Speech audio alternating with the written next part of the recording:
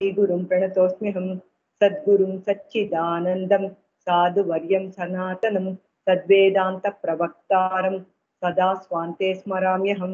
गुरुब्रह्मा गुरुविष्णु गुरुदेवो महेश्वरः गुरुसाक्षात् परब्रह्म तस्मै श्रीगुरवे नमः। ओं नमो ब्रह्मादिभ्यो ब्रह्मविद्यासम्प्रदायकर्तृभ्यो वंश ऋषिभ्यो नमो महभ्यो नमो गुरुभ्यः।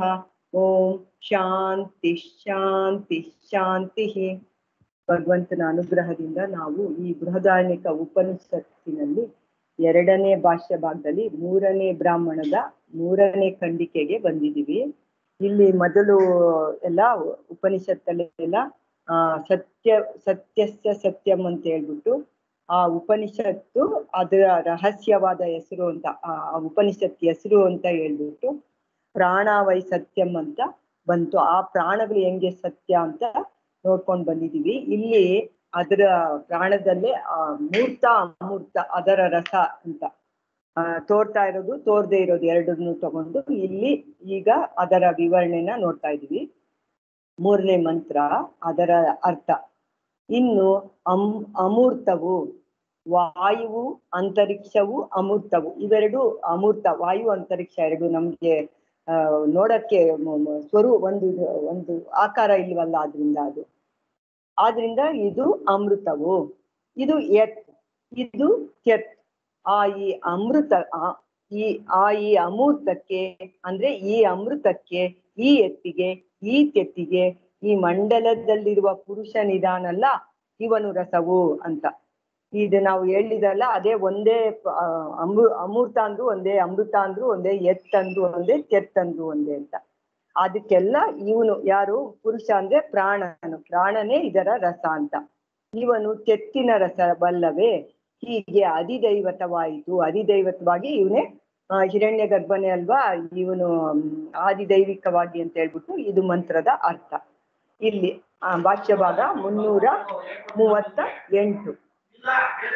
ಇನ್ನು ಅಮೂರ್ತವು, ಇನ್ನು ಈಗ ಅಮೂರ್ತವನ್ನು ಹೇಳಲಾಗುವುದು ಅಂತ ಈ ಭಾಷ್ಯ ಭಾಗ ಶುರು ಮಾಡ್ತಾ ಇದ್ದಾರಲ್ಲ, ಅದಕ್ಕೆ ಇದು ಅಮೂರ್ತವು ಅಂತ ಹೇಳ್ಬಿಟ್ಟು ಅದನ್ನೇ ಈಗ ನಾವು ಆ ಅಮೂರ್ತ ಹೆಂಗೆ ಅಂತ ಹೇಳ್ತೀವಿ ಅಂತ.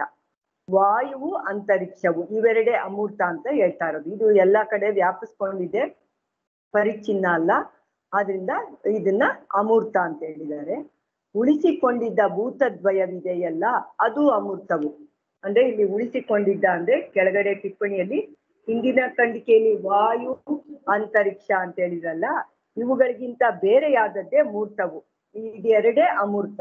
ಇನ್ನ ಬೇರೆ ಇದಕ್ಕಿಂತ ಬೇರೆಯಾಗಿ ಇನ್ನ 3 ಇದೆಯಲ್ಲ, ಪೃಥ್ವಿ ಜಲ ಅಗ್ನಿ, ಇದು ಮೂರ್ತ ಅಂತ ಹೇಳ್ತಾ ಇದ್ದಾರೆ.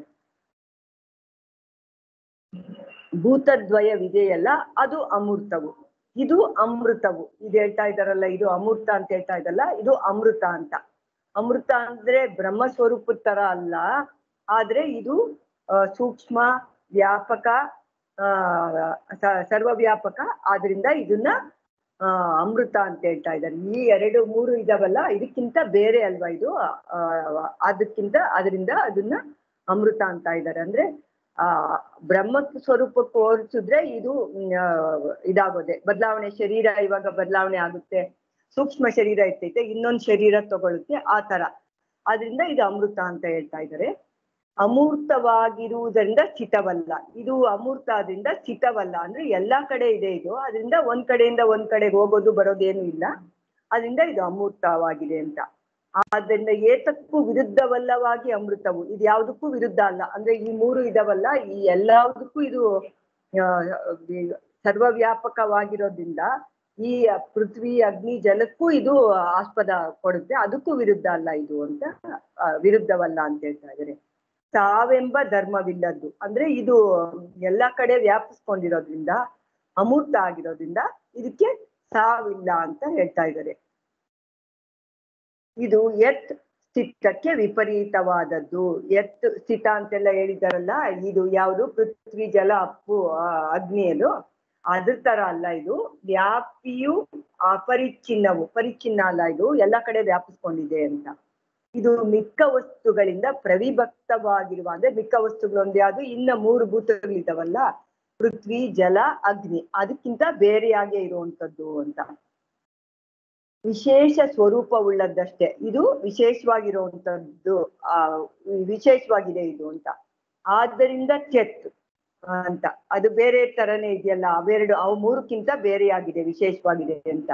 ಚೆತ್ ಅದು ಎಂದು ಪರೋಕ್ಷವಾಗಿ ಕರೆಯುವುದಕ್ಕೆ ತಕ್ಕದ್ದು. ಇದು ಹಂಗೆ ನೇರವಾಗಿ ಹೇಳಕ್ಕಾಗಲ್ಲ, ಪರೋಕ್ಷವಾಗಿ ಹೇಳ್ಬೇಕು ಅದನ್ನ. ಅದರಿಂದ ಬೇರೆದ್ರ ತರ ವಿಭಾಗ ಮಾಡಿ ಹೇಳ್ಬೇಕು ಇದನ್ನ, ಬೇರೆದ್ರ ತರ ಅಲ್ಲ ಅಂತ. ಇದು ಅದಕ್ಕೆ ಸರಿಯಾಗಿದೆ, ಪರೋಕ್ಷವಾಗಿ ಕರೆಯೋದಕ್ಕೆ ಸರಿಯಾಗೇ ಇದೆ ಅಂತ ಎಂದು ಹಿಂದಿನ ಖಂಡಿಕೆಯಂತೆ ವ್ಯಾಖ್ಯಾನ ಮಾಡಬೇಕು. ಅಲ್ಲಿ ಹೇಳಿದ್ರಲ್ಲ, ಇನ್ನು ಎಲ್ಲಾ ಕಡೆನೂ ಇದೆ, ವ್ಯಾಪಿಸ್ಕೊಂಡಿದೆ, ಅವ್ಯಕ್ತ ಅಂತೆಲ್ಲ ಹೇಳಿದ್ರಲ್ಲ, ಅದೇ ತರನೇ ಇಲ್ಲೂ ಅದಕ್ಕೆ ತಿಳ್ಕೊಬೇಕು ಅಂತ. ಈ ಅಮೂರ್ತಕ್ಕೆ, ಈ ಅಮೃತಕ್ಕೆ, ಈ ಎತ್ತಿಗೆ, ಈ ಕೆತ್ತಿಗೆ ಅಂತ 4 ವಿಶೇಷಗಳುಳ್ಳ ಈ ಅಮೃತಕ್ಕೆ ಇದು ರಸವು ಅಂತ ಹೇಳ್ತಾ ಇದ್ದಾರೆ. ಇದು ರಸ ಅಂದ್ರಲ್ಲ, ಇದು ಅಂದರೆ ಯಾವುದು ಅಂತಂದ್ರೆ, ಯಾವುದು ಇದಕ್ಕೆ ರಸವಾಗಿರೋದು? ಈ 4 ಇದಾವಲ್ಲ ಅದಕ್ಕೆ. ಈ ಮಂಡಲದಲ್ಲಿರುವ ಪುರುಷನಿದಾನಲ್ಲ, ಮಂಡಲ ಅಂದ್ರೆ ಆದಿತ್ಯ ಮಂಡಲ ಅಂತ ಹೇಳಿದ್ರಲ್ಲ, ಆದಿತ್ಯ ಮಂಡಲ ಅಲ್ಲ, ಅದ್ರೊಳಗಡೆ ಅಂತರ್ಗತನಾಗಿರುವಂತ ಪುರುಷ ಇದಾನಲ್ವಾ, ಅವನು ರಸ ಇದಕ್ಕೆಲ್ಲ ಅಂತ. ಕರಣಾತ್ಮನಾಗಿರುವ ಹಿರಣ್ಯ ಗರ್ಭ ಅಂದ್ರೆ ಅದೇ ಪ್ರಾಣ. ಹಿರಣ್ಯ ಗರ್ಭ ಅಂತ ಕರೆಸಿಕೊಳ್ತಾ ಇದ್ದಾನಲ್ಲ ಪ್ರಾಣ ಅಂತ, ಅವನೇ ಇದರ ರಸ, ಅವನೇ ಪುರುಷ. ಮಂಡಲದಲ್ಲಿದ್ದಾನಲ್ಲ ಪುರುಷ, ಅವನೇ ಇದು ಅಂತ. ಇದೇ ಅಮೂರ್ತವಾದ ಭೂತದ್ವಯಕ್ಕೆ ರಸವು. ಈ 2 ಭೂತಗಳು ಹೇಳಿದಾರಲ್ಲ, ಯಾವುದು? ವಾಯು ಅಂತರಿಕ್ಷ 2, ಅದಕ್ಕೆ ಇದೇ ರಸ. ಇದು ಸಾರಿಷ್ಟವು ಎಂದು ಹಿಂದಿನ ಖಂಡಿಕೆಯಂತೆ ವ್ಯಾಖ್ಯಾನ ಮಾಡಬೇಕು. ಸಾರಿಷ್ಟ ಅಂದ್ರೆ ಏನೋ ಗೊತ್ತಾಗ್ಲಿಲ್ಲ. ಸಾರಿಷ್ಟ ಅಂದ್ರೆ ಏನ್ ಬೇಕು? ಸಾರ ಅಂತನಾ? ಅಲ್ಲಿ ಬಂದಿದೆಯಲ್ಲ, ಸಾರಭೂತವಾಗಿರುವಂತದ್ದು ಬಂತದ್ದು ಅಂತ ಇದೆಲ್ಲರ ಒಂದು ಸಾರ ಅಂತ ಅಂದ್ಬಿಟ್ಟು. ಅಮೂರ್ತವಾದ ಭೂತದ್ವಯವು ಈ ಪುರುಷನನ್ನೇ ಸಾರವಾಗಿ ಉಳ್ಳದು. ಇಲ್ಲೇ ಬರ್ದಿದ್ದಾರೆ, ಈ 2 ಭೂತಗಳು ಅಮೂರ್ತ ಅಲ್ವಾ, ಅದು ಈ ಪುರುಷನನ್ನೇ ಸಾರವಾಗಿದೆ, ಸಾರಿಷ್ಟವೂ ಆಗಿದೆ ಅಂತ. ಹಿರಣ್ಯ ಗರ್ಭ ಲಿಂಗ ಶರೀರವನ್ನು ಉಂಟು ಮಾಡುವುದಕ್ಕಲ್ಲವೇ ಭೂತದ್ವಯವು ಅವ್ಯಾಕೃತದಿಂದ ಹೊರತೋರಿಕೊಂಡಿರುವುದು. ಇವೆರಡು ಭೂತಗಳಿದಾವಲ್ಲ, ಯಾವುದು? ಆಕಾಶ ಮತ್ತೆ ಇದು ವಾಯು, ಇವೆರಡು ಅವ್ಯಾಕೃತವಾಗಿ ಹೊರತೋರ್ಕೊಳ್ತಾ ಇರೋದು. ಈ ಹಿರಣ್ಯ ಗರ್ಭ ಅವನು ಲಿಂಗ ಶರೀರ, ಅವನು ಗುರ್ತಿದೆಯಲ್ಲ, ಅದನ್ನ ಉಂಟು ಮಾಡೋದಕ್ಕೋಸ್ಕರ ಇವು ತೋರ್ಕೊಳ್ತಾ ಇದ್ದಾವೆ ಅಂತ. ಇಲ್ಲಿ ಅಡಿ ಟಿಪ್ಪಣಿಯಲ್ಲಿ ಸೂರ್ಯಮಂಡಲವು ಭೂತತ್ರಯ ಸಾರವಾದ ಆದಿದೈವಕ ಕಾರ್ಯವು. ಈ ಸೂರ್ಯಮಂಡಲ ಇದೆಯಲ್ಲ, ಅದು ಅದರೊಳಗಿನ ಪುರುಷನು ಎಂದರೆ ಹಿರಣ್ಯ ಗರ್ಭನ ಲಿಂಗ ಶರೀರ ಇದೆಯಲ್ಲ, ಅದು ಆದಿದೈವಿಕ ಕರಣ. ಅದು ನಮ್ಮಲ್ಲಿಯೂ ಕಾರ್ಯಕರಣಗಳಿರುವವಾದರೂ ಸೂರ್ಯನಲ್ಲಿರುವಷ್ಟು ಉತ್ಕೃಷ್ಟವಾಗಿರುವುದಿಲ್ಲ. ಆದ್ದರಿಂದ ಸೂರ್ಯನಲ್ಲಿರುವ ಕಾರ್ಯಕರಣಗಳೇ ಭೂತಗಳ ಸಾರವು. ಈ ಎಲ್ಲಾ ಭೂತಗಳ ಸಾರ ಸೂರ್ಯನೇ ಅಂತ ಅಭಿಪ್ರಾಯ. ಕಾರ್ಯಕರಣಗಳೆರಡರಲ್ಲಿಯೂ ಎಲ್ಲಾ ಭೂತಗಳು ಇರುವವಾದರೂ ಕಾರ್ಯದಲ್ಲಿ ಭೂತತ್ರಯಕ್ಕೂ ಕರಣಗಳಿಗೂ ಭೂತದ್ವಯಕ್ಕೂ ಪ್ರಾಧಾನ್ಯವಿರುತ್ತದೆ. ಈ 3 ಭೂತಗಳಿಗೂ ಈ 2 ಭೂತಗಳಿದಾವಲ್ಲ, ಇದಕ್ಕೂ ಪ್ರಾಮುಖ್ಯತೆ ಇದೆ, ಪ್ರಾಧಾನ್ಯ ಇದೆ ಅಂತ ಹೇಳ್ತಾ ಇದ್ದಾರೆ. ಇದು ಆದ್ದರಿಂದ ಅದಕ್ಕಾಗಿ ಈ ಭೂತದ್ವಯವು ಆ ಲಿಂಗ ಶರೀರವೇ ಸಾರವಾಗಿ ಉಳ್ಳದ್ದು. ಈ 2 ಭೂತಗಳಿಗೆ ಈ ಹಿರಣ್ಯ ಗರ್ಭ ಅಂತ ಹೇಳಿದ್ರಲ್ಲ, ಸೂಕ್ಷ್ಮ ಶರೀರ ಹಿರಣ್ಯ ಗರ್ಭಂದು ಅದೇ ಸಾರವಾಗಿ ಇರೋದು ಅಂತ. ಅದು ಚೆತ್ತಿನ ರಸವಲ್ಲವೇ ಅಂದ್ರೆ ಅದು ಸೂಕ್ಷ್ಮವಾಗಿದೆ, ವ್ಯಾಪಕವಾಗಿದೆ, ಎಲ್ಲಾ ತರನು ಇದೆಯಲ್ಲ ಅದರಿಂದ. ಏಕೆಂದರೆ ಮಂಡಲದಲ್ಲಿರುವ ಪುರುಷನಿದಾನಲ್ಲ, ಅವನು ಮಂಡಲದಂತೆ ಕಾಣುವುದಿಲ್ಲ. ಸೂರ್ಯಮಂಡಲ ಕಾಣುತ್ತೆ, ಅದರಲ್ಲಿ ಇರೋಂತ ಹಿರಣ್ಯ ಗರ್ಭ ಕಾಣೋದಿಲ್ವಲ್ಲ, ಅದರಿಂದ ಭೂತದ್ವಯಕ್ಕೆ ಸಾರವೂ ಆಗಿರ್ತದೆ. ಮತ್ತೆ ಈ 2 ಭೂತ, ಆಕಾಶ ಮತ್ತೆ ವಾಯುಗೆ ಸಾರನೂ ಆಗಿದ್ದಾನೆ. ಯಾರು? ಇವನು ಹಿರಣ್ಯ ಗರ್ಭ ಅಂತ ಹೇಳ್ತೀವಲ್ಲ, ಅದಕ್ಕೆ ಅವನು ಅಮೂರ್ತ, ಈ ಭೂತದ್ವಯಗಳು ಅಮೂರ್ತವಾಗಿದೆ. ಆದ್ದರಿಂದ ಮಂಡಲದೊಳಗಿರುವ ಪುರುಷನಿಗೂ ಭೂತದ್ವಯಕ್ಕೂ ಈ ಹೋಲಿಕೆ ಇದೆ. 2ಕ್ಕೂ ಒಂದೇ ಹೋಲಿಕೆ ಇದೆ. ಅವನು ಗೋಚರನಲ್ಲ, ಇದು ಗೋಚರ ಅಲ್ಲ, ಆದ್ರಿಂದ 2 ಒಂದೇ ಹೋಲಿಕೆ ಇದೆ. ಆದ್ದರಿಂದ ಇದು ಚೆತ್ತಿನ ರಸವಲ್ಲವೇ? ಇದು ಪ್ರಸಿದ್ಧವಾಗಿರುವಂತೆ ಹೇತುವನ್ನು ಹೇಳಿದ್ದೆ ಯುಕ್ತವಾಗಿದೆ. 2 ಅದರ ರಸನೇ ಅಲ್ವಾ ಇದು ಹಿರಣ್ಯ ಗರ್ಭ, ಆದ್ರಿಂದ ಎರಡು ಅದು ಕಾರಣ ಎಲ್ಲ ಸರಿಯಾಗಿದೆ, ಕಾರಣ ಹೇಳಿದ್ದು ನಾವು ಸರಿಯಾಗಿ ಇದೆ, ಎರಡಕ್ಕೂ ಹೊಂದಿಕೆ ಆಗುತ್ತೆ, ಯುಕ್ತವಾಗಿದೆ ಅಂತ ಹೇಳಿ. ಇಲ್ಲಿ ಹಿಂದೆ ಆ ಮೂರ್ತ ಅಂತ ತಗೊಂಡಾಗ ಅಲ್ಲಿ ಮೂರ್ತ ಅಂತಂದಾಗ ಅಲ್ಲಿ ಕಾರ್ಯಾತ್ಮಕ ಅಂತ ಹೇಳಿದೆ ಹಿಂದೆ.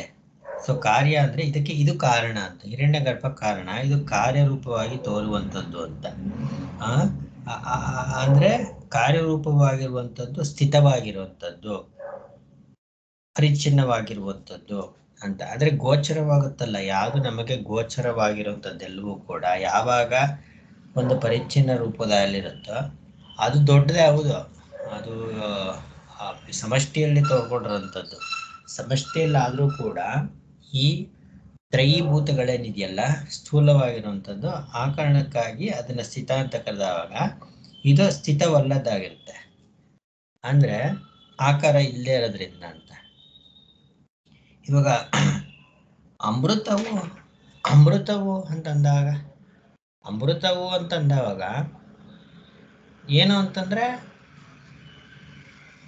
ಇವಾಗ ಆಚಾರ್ಯ ಅಧ್ಯಾಸ ಭಾಷೆಯಲ್ಲಿ ಹೇಳೋದು ಅನಾದಿರನಂತೋ ನೈಸರ್ಗಿಕೋ ಲೋಕ ವ್ಯವಹಾರ ಅಂತ ಹೇಳ. ಅನಾದಿರನಂತೋ ನೈಸರ್ಗಿಕೋ ಅಂತ ಈ ತಪ್ಪು ತಿಳುವಳಿಕೆಯ ಕ್ಷೇತ್ರದಲ್ಲಿರುವಂತಹ ಇದು ಅಮೃತ ಅಂತ ಅಷ್ಟೇ. ಅದು ಇದು ಯಾವತ್ತೂ ಕೂಡ ಹೋಗೋದಿಲ್ಲ.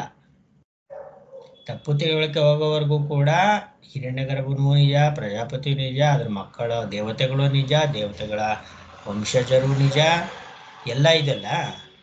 ಸೊ ಆ ದೃಷ್ಟಿಯಿಂದ ಇದು ಕೂಡ ಅಮೃತ ಅನ್ನೋದು ಒಂದು. ಎರಡನೇದು ಹಿರಣ್ಯಗರ್ಭ ಅಂತಂದಾಗ ಅದು ಒಂದು ಕಲ್ಪದವರೆಗೂ ಅದರ ಅವಧಿ ಇರುತ್ತಲ್ಲ, ಆ ದೃಷ್ಟಿಯಿಂದಲೂ ಇದು ಅಮೃತ ಅಂತ ಹೇಗಾದ್ರೂ ತಗೊಳ್ಬೋದು. ಒಟ್ಟಿನಲ್ಲಿ ಆ ಅಮೃತ ಅಂತ ಬೆಳೆಸಿರುವಂಥದ್ದು ಸ್ವರೂಪದ ಅಮೃತಕ್ಕೆ ಅಲ್ಲ. ಸ್ವರೂಪದ ಅಮೃತ ಅದು ಬೇರೆ, ಹಾಗೆ ಆಗಿರುವಂಥದ್ದು ಅಂತ. ಹಾಗಾಗಿ ಹೇತು ಕೂಡ ಪ್ರಸಿದ್ಧವಾಗಿ, ಯಾಕೆ ಏನಾದ್ರೂ ತಗೊಂಡು ಹೇಳಿದಾಗ ಹೇತು ಅಂದ್ರೆ ತೋರಿಸುವಂಥದ್ದು, ಹೋಲಿಕೆ ಇರುವಂಥದ್ದು, ಪ್ರಸಿದ್ಧವಾಗಿರುವಂಥದ್ದನ್ನ ತಗೊಳ್ಬೇಕು ಅಂತ. ಇನ್ನು ಮುಂದೆ ದಿವ್ಯ.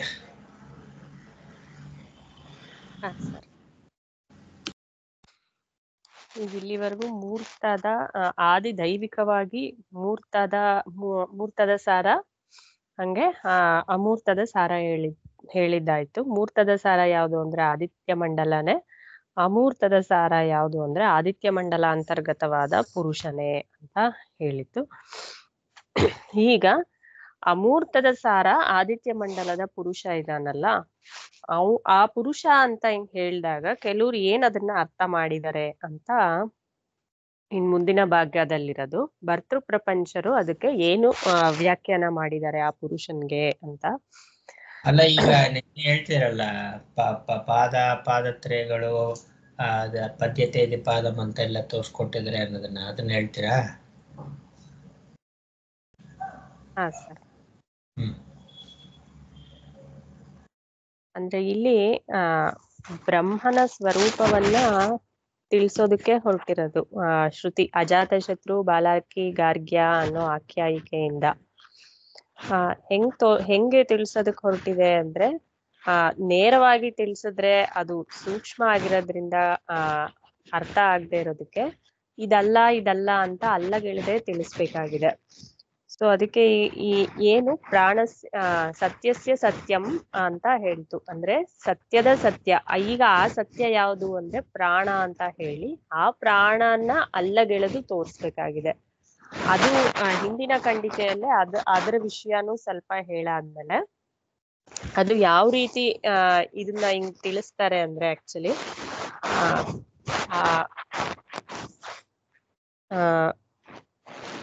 ಮೊದಲು ಬ್ರಹ್ಮಕ್ಕೆ ಒಂದ್ ರೂಪ ಕೊಡ್ತಾರೆ. ಆ ಒಂದು ರೂಪ ನೋಡಿ, ಇಲ್ಲಿ ಗಾರ್ಗ್ಯನು ಏನ್ ತಿಳ್ಕೊಂಡಿದ್ದಲ್ಲ ಅಂದ್ರೆ ಅಲ್ಟಿಮೇಟ್ಲಿ ಏನು ಕರೆಕ್ಟ್ ಅವನು ಅಲ್ಟಿಮೇಟ್ಲಿ ತಿಳ್ಕೊಂಡಿದ್ದೇನೋ ಆ ಒಂದು ಪ್ರಜಾಪತಿ ಅಥವಾ ಹಿರಣ್ಯಗರ್ಭನೇ ಬ್ರಹ್ಮ ಅಂತ. ಸೊ ನೀನ್ ತಿಳ್ಕೊಂಡಿದ್ದೀನಪ್ಪ ಈ ಸತ್ಯ. ಸೊ ಇದು ಸತ್ಯ, ಈ ಸತ್ಯದ ಸತ್ಯ ಸತ್ಯಸ್ಯ ಸತ್ಯಂ. ಸೊ ಇದರ ಸಾರ, ಇದರ ಕಾರಣ, ಇದರ ಒಂದು ಮೂಲ, ಇದರ ಒಂದು ಎಸೆನ್ಸ್ ಅಂದ್ರೆ ಇದರ ಒಂದು ಮೂಲ ಅಂದ್ರೆ ಏನು? ದೃಷ್ಟಾಂತ ಕೊಟ್ಟು ಹೇಳಿದ್ವಿ ಯಾವ್ದ್ರಿಂದ ಇದೆಲ್ಲ ಬಂದಿದೆಯೋ, ಸರ್ವೇ ದೇವಾಹ ಸರ್ವೇ ಲೋಕಾಹ ಅಂತ, ಅದು ಅಂತ. ಸೊ ಅಲ್ಲಿ ಗೊತ್ತಾಗ್ಬೇಕಾಯ್ತು, ಅದು ಗೊತ್ತಾಗ್ಲಿಲ್ಲ ಅಂದ್ರೆ ಸೂಕ್ಷ್ಮವಾಗಿರೋದ್ರಿಂದ. ಯಾಕೆಂದ್ರೆ ಶ್ರುತಿ ಬಂದಾಗ ಎಲ್ಲಾ ರೀತಿಯಾಗೂ ತೋರ್ಸ್ಕೊಡ್ಬೇಕಾಗಿದೆ, ಅದನ್ನ ಒಂದು ಬಿಡಬಾರ್ದು. ಸೊ ಹಾಗಾಗಿ ಅದು ಸ್ಪಷ್ಟವಾಗಿದ್ರು ಕೂಡ ಚಿಂತನೆಗೆ ಕಷ್ಟ, ಅವಸ್ಥೆಯಿಂದ ಹೇಳಿದಾಗಿದೆ. ಸೊ ಈಗ ನಮ್ಗೇನ್ ಕಾಣ್ತಿದೆಯಲ್ಲ, ಕಾಣ್ತಿರೋದ ಒಂದು ವಿಸ್ತಾರವನ್ನು ಹೇಳಿ ಅದನ್ನ ಸತ್ಯಸ್ಯ ಸತ್ಯಂ ಅಂತ ತಿಳಿಸ್ಕೊಡ್ಬೇಕು ಅಂತ. ಹೇಳಿ ಮುಂದುವರ್ಸಿ. ಸರ್, ಅದಕ್ಕೆ ಒಂದ್ ರೂಪನ ಕೊಟ್ಟು ಆ ರೂಪನ ಅಲ್ಲಗೆಳೆದು ತೋರಿಸ್ಬೇಕಾಗುತ್ತೆ ನಮ್ಗೆ. ಸೊ ಅದು ಇದೇ ರೀತಿ ಇನ್ನೊಂದು ಶ್ರುತಿಲಿ ಅಂದ್ರೆ ಮಾಂಡುಕ್ಯ ಉಪನಿಷತ್ನಲ್ಲೂ ಹಂಗೆ ಮಾಡ್ತಾರೆ. ಏನಂದ್ರೆ ಸ್ವಯಂ ಆತ್ಮ ಚತುಷ್ಪಾತ್ ಅಂತ ಹೇಳ್ತಾರೆ. ಅಂದ್ರೆ ಈ ಆತ್ಮಕ್ಕೆ 4 ಪಾದಗಳು. ಅಲ್ಲಿ ಪಾದಗಳು ಅಂದ ತಕ್ಷಣ ಭಾಷ್ಯದಲ್ಲೇ ಬರೀತಾರೆ, ಗೋವಿಗೆ 4 ಕಾಲಿರೋ ಹಂಗೆ ಆತ್ಮನಿಗೆ 4 ಕಾಲಿದೆ ಅಂತ ತಿಳ್ಕೊಬಾರ್ದು ಅಂತ. ಏನ್ ಅರ್ಥ ಮಾಡ್ತಾರೆ ಆ 4 ಪಾದಗಳನ್ನ ಅಂದ್ರೆ, ಮೊದಲ 3 ಪಾದ ಕರಣಾತ್ಮಕವಾಗಿದೆ, ಅಂದ್ರೆ ಸಾಧನೆಯಾಗಿದೆ. ಪಾದಗಳಿದ್ದ ಹಾಗೆ ಅಂತಂದ್ರೆ ಹೇಗೆ ಅಂದ್ರೆ ನಾವ್ ಏನಂತ ತಪ್ಪು ತಿಳ್ಕೊಳ್ಬಹುದು ಅಂತ. ಗೋವಿಗೆ 4 ಪಾದಗಳಿದ್ದ ಹಾಗೆ ಅಂದ್ರೆ 4 ಇದೆ ನಿಜವಾಗ್ಲು ಅಂತ ತಪ್ಪು ತಿಳ್ಕೊಂಡ್ಬಿಡ್ಬೋದು. ಇದೂ ಇದೆ ಅದೂ ಇದೆ. ಅಂದ್ರೆ ಈ ವೈಶ್ವಾನರ ತೇಜಸ ಪ್ರಾಜ್ಞಾನು ಇದಾನೆ, ಹಂಗೆ ತುರಿಯಾತ್ಮನು ಇದಾನೆ ಅಂತ ತಪ್ಪು ತಿಳ್ಕೊಬೋದು. ಹಂಗಂದ್ರೆ ಇವಾಗ ಪರಮಾರ್ಥ ಚಿಂತನೆ ತೋರ್ಸ್ಕೊಟ್ಟಿದಾರಲ್ಲ, ಈ 3 ಅವಸ್ಥೆಗಳಿದೆಯಾ ಅಂತ. ಇವಾಗ 4 ಬಿಟ್ಬಿಡಿ, 4 ಇಲ್ಲೇ ತೋರ್ಸಿರೋದು. 3 ಇಲ್ಲ, 3 ಅವಸ್ಥೆಗಳು ನಿಜ ಇಲ್ಲ. ಏನಕ್ಕೆ ಅಂದ್ರೆ ಒಂದಿದ್ದಾಗ ಒಂದಿರಲ್ಲ. ನಿಜ ಅಂದ್ರೆ ಅದ್ 3ನು ತೋರ್ಸೋಕ್ ಆಗ್ಬೇಕು. ಪಕ್ಕದಲ್ಲಿ ಇಟ್ಟಾದ್ರೂ ಸರಿ, ಅಥವಾ ಎಲ್ಲಿದೆ ಅಂತ ಹೇಳಕ್ಕಾದ್ರೂ ಬರ್ಬೇಕು. ನಾನಿವಾಗ ಎಚ್ಚರ ಅಂತ ಇದನ್ನ ಅನ್ಕೊಂಡಾಗ ಭಗವತ್ಪಾದರ ಒಂದು ದೃಷ್ಟಾಂತ ಕೊಡ್ತಾ ಇದ್ರು ಅಂತ. ಅದನ್ನ ಹೇಳಿದ್ದಾರೆ, ಡಾಕ್ಟರ್ ಹೇಳಿರ್ತಾರೆ, ಇದ್ರೆ ಒಂದು ದೃಷ್ಟಾಂತ ಕೊಟ್ಟು ಹೇಳ್ತಾ ಇದ್ರು. 3 ಮಕ್ಳಿದ್ರೆ 3 ಜನ ಮಕ್ಳಿದ್ರೆ ನಾವು ಅವನ್ಗೆ ಹೆಸರಿಡಿದು ಕರೆದು ಬೆಟ್ ಮಾಡಿ ತೋರಿಸ್ಬೋದು, ಇವನು ರಾಮ, ಇವನು ಶ್ಯಾಮ, ಇವನು ಭೀಮ ಅಂತ. 3 ಇದ್ರೆ ತೋರಿಸ್ಬೋದು. ಇವಾಗ ಇಲ್ಲ ಅಂದ್ರೆ ಹೆಂಗ್ ತೋರ್ಸಕ್ಕಾಗತ್ತೆ? 3 ಅವಸ್ಥೆ ನಿಜವಾಗ್ಲೂ ಇದ್ರೆ ನಾನು ಇವಾಗ ಇದಿಲ್ಲಿದೆ, ಇದು ಕನಸು ಇಲ್ಲಿದೆ, ಇದು ನಿದ್ದೆ ಇಲ್ಲಿದೆ ಅಂತ ತೋರಿಸ್ಬೋದಿತ್ತು. ಅದಿಲ್ದೆ ಇರೋದಕ್ಕೆ ನಾನು ತೋರ್ಸೋದಕ್ಕೂ ಆಗಲ್ಲ. ಹೋಗ್ಲಿ ಎಲ್ಲೋ ಇದೆ ಅಂತ ಅದ್ರ ಅಡ್ರೆಸ್ ಕೂಡ ಹೇಳಕ್ ಆಗಲ್ಲ. ಈಗ ನನ್ ಕನ್ಸಲ್ಲಿದೆ, ನನ್ ನಿದ್ದೆ ಇಲ್ಲಿದೆ ಅಂತಾನು ಹೇಳಕ್ ಆಗಲ್ಲ ನಾನು. ಹಂಗಾಗಿ 3 ಅವಸ್ಥೆಗಳಿಲ್ಲ. ಅದು ಇನ್ನೊಂದು, ಒಬ್ಬನ ಹತ್ರ ನಿನ್ನ ಹತ್ರ 3 ಕಾಯಿನ್ ಇರುತ್ತೆ, ಅಂದ್ರೆ 3 ರೂಪಾಯಿ ಇರುತ್ತೆ. ನೀನು ಆ 3 ಕಾಯಿನ್ ಇದ್ರು ಕೂಡ 2 ತಗೊಂಡು ಅವನ ಹತ್ರ 1 ಕಾಯಿನ್ ಇದ್ರೆ 3 ಆಯ್ತು ಅಂತ ಹೇಳಕ್ ಬರಲ್ಲ, ಒಂದೇ ಇರೋದು. ಆ 1ನ್ನ ತೆಗೆದು ಇನ್ನೊಂದು ಕಾಯಿನ್ ಇಟ್ಟ ಅಂತಂದ್ರೆ ಆ 3 ನೀನೇನೇ ಬದಲಾಯಿಸೋ, ತಿರುಗಿಸಿ ಬರ್ಸಿ ಏನೇ ಮಾಡು, ಅವನ ಹತ್ರ ಇರೋದು ಒಂದೇ. ನೀನ್ ಲೆಕ್ಕ ಏನೇ ಮಾಡ್ಕೊಂಡು ಒಂದು ನಿಂತ್ಕೊಂಡು ಇನ್ನೊಂದು ರಿಪ್ಲೇಸ್ ಮಾಡಿದವಾಗ ಅದು ಅವನ ಹತ್ರ ಇರೋದು ಒಂದೇ ಆಗುತ್ತೆ, ಅದು 3 ಆಗೋದಿಲ್ಲ. ಅದು ರಿಪ್ಲೇಸ್ಮೆಂಟ್ ಆದವಾಗ ಅದು 3 ಆಗೋದಿಲ್ಲ, ಇರೋದು ಒಂದೇ ರೂಪಾಯಿ ನಿನ್ನ ಹತ್ರ ಅದು ಅಂತ. ಒಂದೊಂದು ತಗೊಂಡು ಇನ್ನೊಂದು ಕೊಟ್ಟಾಗ ಅದಕ್ಕಾಗುತ್ತೆ ಅದು ಆ ರೀತಿಯಾಗಿ. ತಕ್ಷಣ ಸೊ ಎಚ್ಚರ ಒಂದಿದೆ, ಕನಸು ಒಂದಿದೆ, ನಿದ್ರೆ ಒಂದಿದೆ, ಒಂದರ ಜೊತೆಗೆ ಒಂದಿಲ್ಲ ಅಲ್ಲ, ಒಂದಿದ್ದಾಗ ಇನ್ನೊಂದು ಇರೋದೇ ಇಲ್ಲ, ಒಂದ್ರ ಜೊತೆಗೆ ಒಂದಿರೋದೇ ಇಲ್ಲ. ಅದಕ್ಕೆ ಅದನ್ನ ಹೇಳಿದ್ದ, ಆ 1 ರೂಪಾಯಿ ತಗೊಂಡು ತಿರ್ಗಾ ಇನ್ನೊಂದು ರೂಪಾಯಿ ಇಕ್ಕಿದ್ರೆ ಆ 1 ರೂಪಾಯಲ್ಲಿ ಗಾಂಧಿ ಇತ್ತು, ಇನ್ನೊಂದು ಇದು ಬೇರೆ ಏನೋ ಇತ್ತು, ಅದು ಬದಲಾಯ್ತಷ್ಟೇ. ಆದ್ರೆ ಬೆಲೆ ಏನ್ 1 ರೂಪಾಯಿಯ ಬೆಲೆನೇ ನಿನ್ಗೆ ಆಗಿರೋದೇ ಹೊರತು ಕಾಯಿನ್ ಬದಲಾಗಿಂದ 2 ರೂಪಾಯಿ ಆಗ್ಲಿಲ್ಲ ನಿನಗೆ. ಸೊ ಹಾಗಾಗಿ ಆ ತರ ಅದಕ್ಕೆ ಗೋವುಗಳಿಗೆ 4 ಪಾದ ಇದ್ದಂಗೆ ಅಂತಂದ್ರೆ ಗೋಳಿಗೆ 4 ಪಾದ ಎಣಿಸ್ತೀವಿ ನಾವು, ಆ ರೀತಿ 4 ಪಾದಗಳಲ್ಲ ಅಂತ ಹೇಳಿ. ಅದ್ರಲ್ಲೇ ಹಂಗೆ 4 ಇದೆ ಅಂತ ಅರ್ಥ ಮಾಡ್ಕೋಬಾರ್ದು ಅಂದ್ಬಿಟ್ಟು ಶಂಕರಾಚಾರ್ಯರವರು ಭಾಷ್ಯದಲ್ಲೇ ಪದ್ಯತೆ ಅನೇನ ಇತಿ ಪಾದಃ. ಮೊದಲ 3 ಪಾದಗಳು ಏನ್ ಹೇಳ್ತೀವೋ ಅದಕ್ಕೆ ಕರಣ ಅಂದ್ರೆ ಇನ್ಸ್ಟ್ರೂಮೆಂಟ್, ಸಾಧನ. ಅದನ್ನ ಇಟ್ಕೊಂಡು 4ನೇದನ್ನ ಸೇರ್ಬೇಕು ಅಂತ ಬರೀತಾರೆ. ಹಂಗೆ 4ನೇದು ನಮ್ಮ ನಿಜವಾದ ಸ್ವರೂಪ. ಅದಿವಾಗ ಮತ್ತೆ ಕರಣ ಆಗಲ್ಲ, ಅದು ಇನ್ಸ್ಟ್ರೂಮೆಂಟ್ ಆಗಲ್ಲ, ಅದು ಕರ್ಮ ಆಗತ್ತೆ. ನಾನು ಏನ್ ಮಾಡ್ಬೇಕು ಅನ್ಕೊಂಡಿದೀನೋ ಅದೇ ಕರ್ಮ ಆಗತ್ತೆ. ಅಂದ್ರೆ ಇಲ್ಲಿ ಮತ್ತೆ ಅಲ್ಲಿ ಹೋಗಿ ಸೇರೋದು ಕರ್ಮವಾಗೇ ಹೇಳ್ಬೇಕಾದ್ರೆ. ಆದ್ರೆ ಆ ನಿಜವಾದ ಸ್ವರೂಪದಲ್ಲೇ ಪ್ರಮಾತೃ ಪ್ರಮೇಯ ಭೇದ ಇರೋದಿಲ್ಲ. ಅದು 4ನೇದು ಕರ್ಮ ರೂಪವಾಗಿ ಹೇಳ್ತಾರೆ. ಹಂಗೇನೆ ಈ ಶ್ರುತಿಯಲ್ಲೂ ಮೂರ್ತ ಅಮೂರ್ತ ಅನ್ನೋದನ್ನ ಇಟ್ಕೊಂಡು ಈ ಮೂರ್ತ ಅಮೂರ್ತ ಅನ್ನೋದು ಕರಣಾತ್ಮಕವಾಗತ್ತೆ, ಸಾಧನೆ ಆಗತ್ತೆ. ಆವಾಗ ನಿಜವಾದ ಬ್ರಹ್ಮಸ್ವರೂಪನ ತಿಳಿಸ್ತಾರೆ. ಈ ಬ್ರಾಹ್ಮಣದಲ್ಲೂ ಕೂಡ ಮೂರ್ತ ಅಮೂರ್ತ ಸಾಧನೆನೆ ಹೊರ್ತು ಇನ್ನೇನು ಅಲ್ಲ. ಇಲ್ಲಿ ಮೂರ್ತ ಅಂದ್ರೆ ಸಾಕಾರ ಇರೋ ಬ್ರಹ್ಮ, ಅಮೂರ್ತ ಅಂದ್ರೆ ಅದೇ ಅಪರ ಬ್ರಹ್ಮ, ಅದೆಲ್ಲ ತರಬಾರ್ದು ಇಲ್ಲಿ. ಅದೆಲ್ಲ ಅಲ್ಲ ಇಲ್ಲಿ ಹೇಳ್ತಾ ಇರೋ ವಿಷಯಗಳು. ಅದನ್ನ ಹೇಳಿದ್ದು ಉಪಾಯ ತಿಳಿಸೋದು, ಉಪೇಯವನ್ನ ತಿಳಿಸೋದಕ್ಕೋಸ್ಕರ ಹೇಳುವಂಥದ್ದು. ಇವಂದೋ ಇಲ್ಲಿ ಉಪಾಸನೆ ಅಂತ ತಗೊಂಡಿದ್ರು ಕೂಡ ಇದು ಹಿಂದೆ ಎಲ್ಲ ತಗೊಂಡ್ರಲ್ಲ ಉಪಾಸನೆ, ಆ ರೀತಿಯಾದಂತ ಉಪಾಸನೆ ಅಲ್ಲ. ಅದು ಭಾವನೆ ಆದ್ರೆ ಅದು ಅಷ್ಟು ನೋಡ್ಕೊಂಡು ಯಾಕೆ ಹೇಳಿರೋದು ಅಂತಂದ್ರೆ ಅದನ್ನ ಮೀರಿ ಆ ಸ್ವರೂಪ ನೋಡ್ಕೊಳ್ಳೋದಕ್ಕೋಸ್ಕರ ಅಂತ ಅಂದ್ಬಿಟ್ಟು. ಇವಾಗ ನಮ್ಮ ಹತ್ರ ಕೋಲ್ ಇದ್ರೆ ಯಾಕೆ ಕೋಲ್ ಇರ್ಬೇಕು, ಅದನ್ನ ಊರಿ ಮುಂದಕ್ಕೆ ಹೋಗೋದಕ್ಕೆ. ಕೋಲ್ಗೋಸ್ಕರ ಕೋಲಲ್ಲ. ಹಾಗೆ ಅದಕ್ಕೆ ಇರೋಂಥದ್ದು ಆ ಸಾಧನ. ಇವಾಗ ಸಾಧನ ಅಂದಿದ ತಕ್ಷಣ ಅದು ಚೆನ್ನಾಗಿ ಬಿಡಿಸಿ ತಿಳ್ಕೊಳ್ಬೇಕು. ಸಾಧನ ಅಂತಂದ್ರೆ so it can be perceived through this ಅಂತ ಅಲ್ಲ, ಇದರಿಂದ ನಾನು ನೋಡ್ಕೊಳ್ಬೋದು ಅನ್ನೋದಲ್ಲ.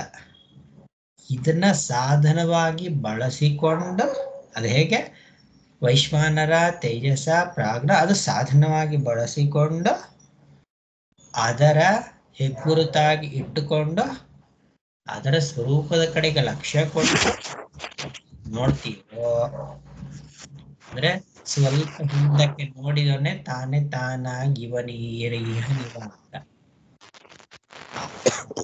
ಅದು ಅಮೃತ ಸ್ವರೂಪ, ಅದು ಎಷ್ಟು ಕಷ್ಟ ಇದೆ ಅದರ ಕಡೆ ತಿರುಗಲಿಕ್ಕೆ ಅಂತ ಹಾಗೆ ಇರ್ಬೋದು.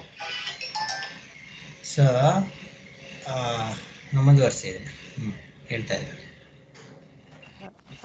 ಇಲ್ಲಿ ಆ ರೀತಿಯಾಗಿ ಕೊಟ್ಟಿರೋದು ಮೂರ್ತ ಅಮೂರ್ತನ. ಆದ್ರೆ ಕೆಲವರು ಆ ಮೂರ್ತಕ್ಕೆ ಏನಂತ ಅರ್ಥ ಮಾಡ್ತಾರೆ ಅಂತ ಭರ್ತೃ ಪ್ರಪಂಚದವರು ಏನಂತ ಅರ್ಥ ಮಾಡಿದ್ರು ಅವಾಗ ಅನ್ನೋದನ್ನ ಚರ್ಚೆಗೆ ತಗೊಂಡಿದ್ದಾರೆ. ರಸಃ ಕಾರಣಂ ಹಿರಣ್ಯ ಗರ್ಭ ವಿಜ್ಞಾನಾತ್ಮ ಚೇತನ ಐತಿ ಕೇಚಿತ್ ಅಂದ್ರೆ ಕೆಲವರು ಏನ್ ಹೇಳಿದ್ರು ಅಂದ್ರೆ ಹಿರಣ್ಯ ಗರ್ಭ ವಿಜ್ಞಾನಾತ್ಮ ಅಂತ ಏನ್ ಹೇಳಿದೆವು ಅಂದ್ರೆ ಅಮೂರ್ತದ ಸಾರ ಏನ್ ಹೇಳಿದ್ರು, ಆದಿತ್ಯ ಮಂಡಲಾಂತರ್ಗತವಾದ ಪುರುಷ ಅಂತ ಅವನು ಕಾರಣ ಅಂತ ಏನ್ ಹೇಳಿದ್ರು, ಅವನನ್ನ ಚೇತನನವನು ಅಂತ ಕೆಲವರು ಹೇಳ್ತಾ ಇದ್ರೆ ಅಂತ. ಇದೇ ರೀತಿ ಮೊದಲನೇ ಬ್ರಾಹ್ಮಣದಲ್ಲೂ ಬಂದಿತ್ತು. ಆ ವಿಜ್ಞಾನಮಯ ಪುರುಷನಿದ್ದಾನಲ್ಲ ಅವನು ಚೇತನ ಅನ್ನೋ ಅಂತ. ಅವನು ಯಾರನ್ನ ಹೇಳ್ತಿದ್ದಾರೆ ಇವರು ಅಜಾತಶತ್ರು ಗಾಢ ನಿದ್ರೆಯಲ್ಲೇ ತೋರಿಸ್ತಿರೋದು ಯಾರನ್ನ ಅಂತ ಇದೇ ರೀತಿಯಾಗಿ ಚರ್ಚೆ ಅಲ್ಲೂ ಬಂದಿತ್ತು. ಸೊ ಇಲ್ಲಿ ಅವನು ಚೇತನ ಅಂತ ಭರ್ತೃ ಪ್ರಪಂಚದವರು ಹೇಳ್ತಾ ಇದ್ದಾರೆ. ಅದಕ್ಕೆ ಅವರು ವಿವರಣೆ ಕೂಡ ಕೊಡ್ತಾ ಇದ್ದಾರೆ. ತತ್ರ ಚಾಕಿಲ ಹಿರಣ್ಯ ಗರ್ಭ ವಿಜ್ಞಾನಾತ್ಮನಃ ಕರ್ಮ ವಾಯು ಅಂತರಿಕ್ಷಯೋ ಪ್ರಯೋಕ್ತೃ ಅಂದ್ರೆ ಸೃಜಿಸಿರೋದು. ಹಿರಣ್ಯ ಗರ್ಭನ ವಿಜ್ಞಾನಾತ್ಮದಿಂದನೇ ಅವನ ಕರ್ಮ ಅಂದ್ರೆ ಅವನ ಕೆಲಸ. ಅವನ ಕೆಲಸದಿಂದ ವಾಯು ಅಂತರಿಕ್ಷಗಳೆರಡು ಭೂತಗಳನ್ನು ಅವನು ಸೃಜಿಸಿದಾನೆ.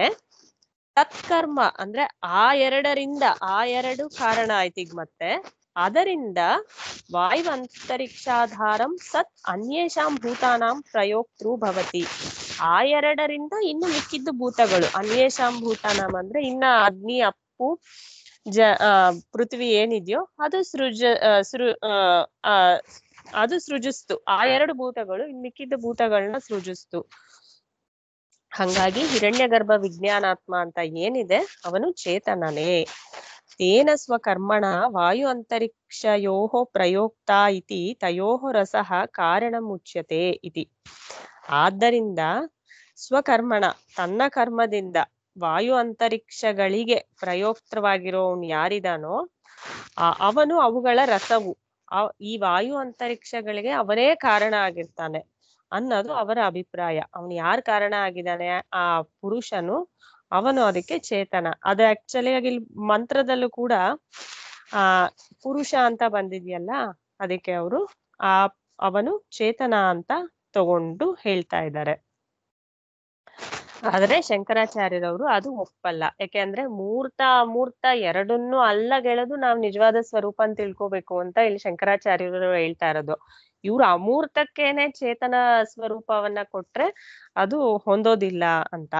ಅದಕ್ಕೆ ಬೇರೆ ಬೇರೆ ಕಾರಣಗಳನ್ನು ತೋರಿಸ್ತಾರೆ. ತತ್ನ ಹಂಗಲ್ಲ ಅಂತ ಶಂಕರಾಚಾರ್ಯರವ್ರು ಹೇಳಿ, ಮೂರ್ತರಸೇನ ಅತುಲ್ಯತ್ವಾತ್, ಮೂರ್ತರಸಕ್ಕೆ ಅದು ಸಮಾನವಾಗಿಲ್ಲ. ಹಂಗಂದ್ರೆ ಈಗ ಮೂರ್ತ ಅಂತ ಯಾವ ಮೂರನ್ನ ಹೇಳಿದ್ರು, ಅಗ್ನಿ ಜಲ ಪೃಥ್ವಿನ್ ಹೇಳಿ, ಅದರ ಸಾರ ಯಾವುದು?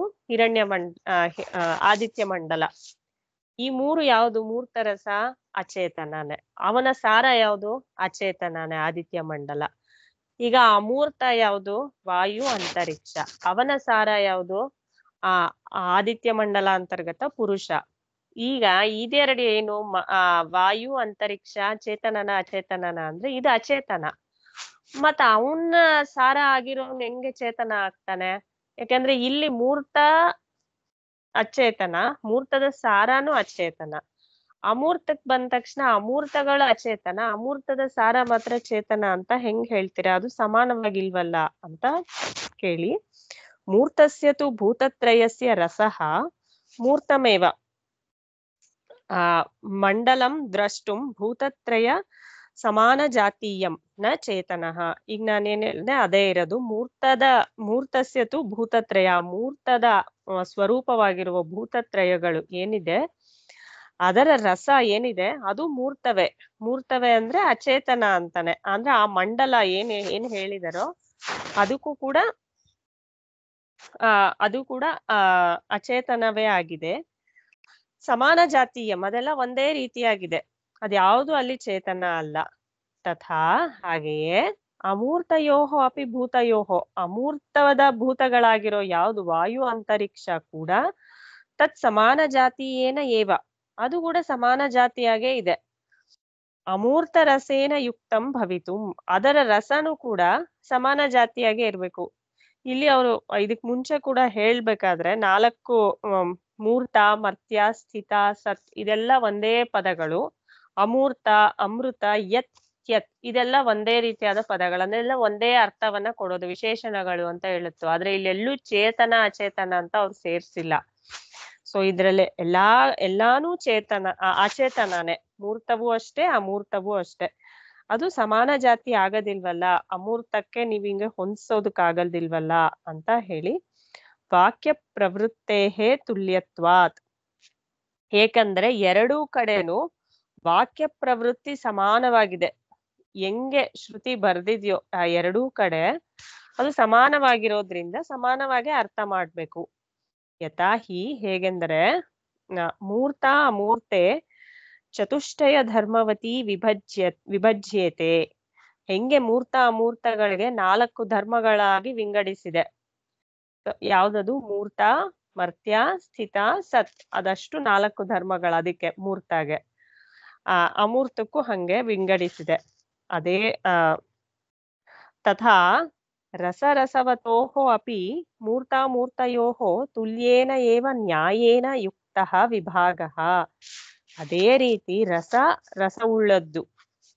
ಸೊ ಮೂರ್ತದ ರಸ ಮತ್ತೆ ಅಮೂರ್ತದ ರಸ ಅಂತ ಏನಿದೆ, ಇದೇ ವಿಭಾಗದಿಂದ ನ್ಯಾಯದಿಂದಲೇ ಅಂದ್ರೆ ಇದೇ ರೀತಿ ವಿಭಾಗ ಮಾಡೋದೇ ಯುಕ್ತವಾಗಿದೆ. ಅಂದ್ರೆ ಲಾಜಿಕಲಿ ಈ ರೀತಿಯಾಗೆ ವಿಭಾಗ ಮಾಡಿದ್ರೆ ಸರಿ ಹೋಗುತ್ತೆ, ಇದನ್ನ ಬೇರೆ ರೀತಿಯಾಗಿ ವಿಭಾಗ ಮಾಡಬಾರ್ದು ಅಂತ ಹೇಳಿ, ನಚ ಅರ್ಧವೈಶಸಂ ಅಂತ ಹೇಳಿದಾರೆ. ಅಂದ್ರೆ ಅದು ನ್ಯಾಯ ಸೂತ್ರದಲ್ಲೇ ಬರುತ್ತೆ. ನಚ ಅರ್ಧವೈಶಸಂ ಅಂದ್ರೆ ಅರ್ಧ ನ್ಯಾಯ ಅರ್ಧ ಮಾಡ್ಬಾರ್ದು ಅಂತ. ಅದಕ್ಕೆ ಗುರುಗಳೊಂದು ಇದು ಕೊಟ್ಟಿದ್ರು, ಅರ್ಧಜನಿತ ನ್ಯಾಯ ಅಂತ. ಅರ್ಧಜನಿತ ನ್ಯಾಯ. ಒಂದ್ ದೃಷ್ಟಾಂತನೂ ಕೊಟ್ಟಿದ್ರು. ಇವಾಗ ಒಂದು ಕೋಳಿ ಇದೆ. ಒಬ್ಬ ರೈತ ಆ ಕೋಳಿಯಲ್ಲಿ ಒಂದ್ ಮೊಟ್ಟೆ ಇಡ್ತಾ ಇದ್ರೆ ಪ್ರತಿದಿನಾನು ಆ ಮೊಟ್ಟೆಯನ್ನ ಮಾರಿ ಅವನಿಗೆ ಬಂದ ದುಡ್ಡಲ್ಲೇ ಅವನು ಜೀವನ ನಡೆಸ್ತಾ ಇರ್ತಾನೆ. ಒಂದ್ಸತಿ ಮನೆಗೆ ಯಾರೋ ಬಂದಿರ್ತಾರೆ. ಅವಾಗ ಅವನ ಹತ್ರ ಅವ್ರಿಗೆ ಏನಾದ್ರು ಬೇರೆ ಸ್ಪೆಷಲ್ ಆಗಿ ಅಡ್ಗೆ ಮಾಡ್ಬೇಕಾಗಿರುತ್ತಲ್ಲ, ಅದಕ್ಕೆ ಅವ್ನು ಏನ್ ಹೇಳ್ತಾನೆ ಅಂದ್ರೆ, ಅರ್ಧ ಕೋಳಿನ ಮುಂದೆಗಡೆ ಭಾಗನ್ ಮಾತ್ರ ಕಟ್ ಮಾಡ್ಬಿಡೋಣ, ಹಿಂದೆಗಡೆ ಭಾಗ ಮೊಟ್ಟೆ ಇಡೋದ್ ಹಂಗೆ ಬಿಡೋಣ ಅಂತ ಹೇಳ್ತಾನೆ. ಅದ್ ಹಂಗಾಗಲ್ಲ ಅಲ್ವಾ? ಅಂದ್ರೆ ಅರ್ಧನ್ ತೆಗೆದು ಬಿಟ್ರೆ ಅದು ಸಂಪೂರ್ಣ ಆಗದೇ ಇಲ್ಲ, ಅದು ಪೂರ್ತಿ ಇರ್ಬೇಕು. ಸೊ ಆ ನ್ಯಾಯದ ಪ್ರಕಾರ ಅರ್ಧ ಜನಿತ ನ್ಯಾಯ ನತು ಅರ್ಧ ವೈಶಸಂ ಅನ್ನೋ ನ್ಯಾಯದಿಂದ ಕೂಡ ನೀವು ಹೇಳಿದ ರೀತಿ ವಿಭಾಗ ಮಾಡ್ಬಾರ್ದು ಮೂರ್ತ ಅಮೂರ್ತಗಳಿಗೆ ಅಂತ ಹೇಳ್ತಿದ್ದಾರೆ. ಇದಕ್ಕೆ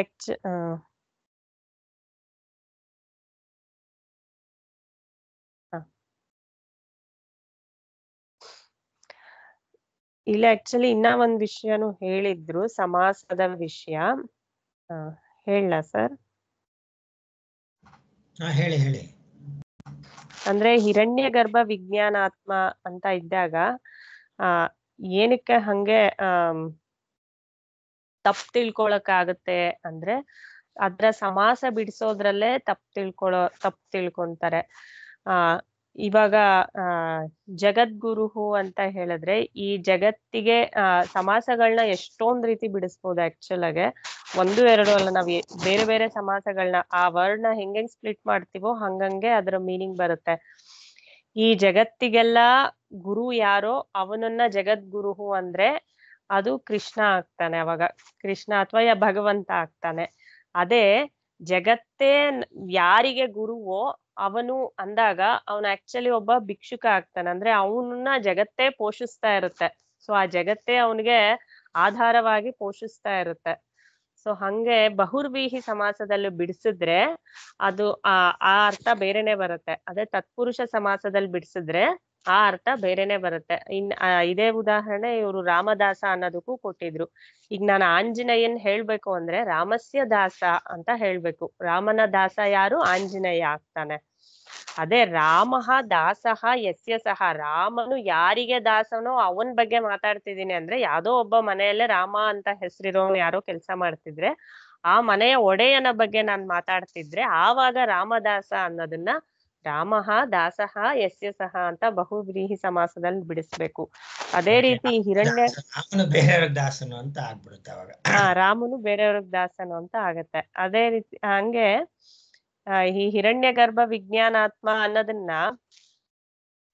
ಅವ್ರು ಯಾವ ರೀತಿ ಬಿಡಿಸ್ಕೊಂಡಿದ್ದಾರೆ ಅನ್ನೋದ್ರ ಮೇಲೆ ಈ ಅರ್ಥಗಳು ಹಿಂಗೆ ಬದಲಾಗ್ತಾ ಇರುತ್ತೆ. ಸೊ ಭರ್ತೃ ಪ್ರಪಂಚದವರು ಹಿರಣ್ಯ ಗರ್ಭ ವಿಜ್ಞಾನಾತ್ಮ ಅಂದ್ರೆ ಹಿರಣ್ಯ ಗರ್ಭದಲ್ಲಿರೋನೇ ವಿಜ್ಞಾನಾತ್ಮ, ಅವನೇ ಚೇತನ ಅನ್ನೋ ರೀತಿ ಬಿಡಿಸ್ಕೊಂಡು ಅವರು ಇದಕ್ಕೆ ಈ ರೀತಿ ಅರ್ಥ ಮಾಡ್ತಿದ್ದಾರೆ. ಆದ್ರೆ ಶಂಕರಾಚಾರ್ಯರವರು ಈ ಹಿರಣ್ಯ ಗರ್ಭನ ಸ್ವರೂಪನಿಗೆ ಯಾರು ಒಡೆಯ, ಅವನಿಗೂನು ಯಾರಿದಾರೋ, ಅವನಿಗೂ ಮೇಲ್ ಯಾರಿದಾರೋ ಅವ್ರ ಬಗ್ಗೆ ಮಾತಾಡ್ತಾ ಇರೋದು. ಅಂದ್ರೆ ಬಹುವ್ರೀಹಿ ಸಮಾಸದಲ್ಲಿ ಅದನ್ನ ಬಿಡಿಸಿ ಹೇಳ್ತಾ ಇರೋದಕ್ಕೆ ಶಂಕರಾಚಾರ್ಯರವರು ಆ ರೀತಿ ಅರ್ಥ ಮಾಡಿರೋದು.